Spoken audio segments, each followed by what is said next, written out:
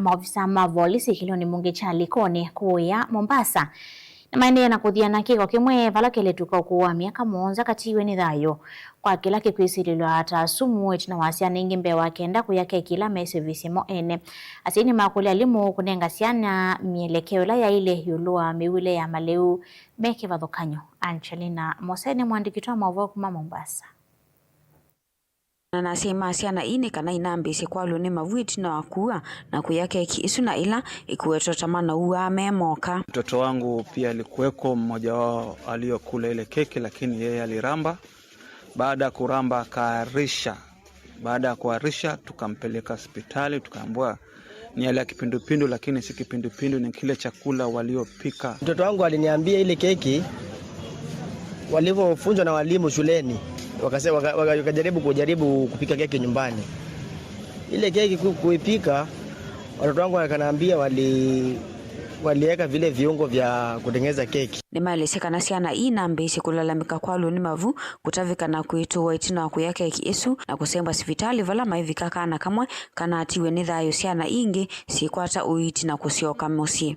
Ngangano nusu ambe mobile, baking powder, kiboksi kimoja, chapa mandazi, kiboksi kimoja, amira, kidude chote kile cha shilingi 20, yai moja, blue band, na maziwa kidude cha shilingi 20, na sukari ya 20 ya wakia.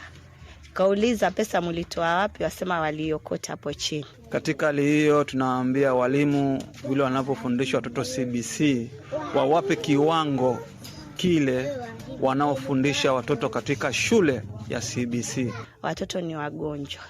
Keki imewasiri matumbo. Wanaarisha na kutapika. Hawajiwezi. Madaktari wakamshughulikia vile waliweza. Pia vile wakanipa ruhusa, lakini wakaniambia mtoto kuna kitu amekula kibaya. Walipopima wakaniambia kuna sumu mtoto amekula. Visa wa witi na ulo na dhini kiasi na isi vitali nwa likoni nwa elesekana kana kala kana atiwe nidhayo kana vikusi vitali keka ku elesekana ni maende na kutoa isi na kudhuima uimawasi na ila inge yuma visa mao sese likoni ni maambe isi ukune kiliwa kisanga ki. The good thing is bado hatujapata any bad information about the other kids. Wote tunajua sifa wanaendelea vizuri. Walipata matibabu, tuliomanage kuharisha walikuwa wanaharisha.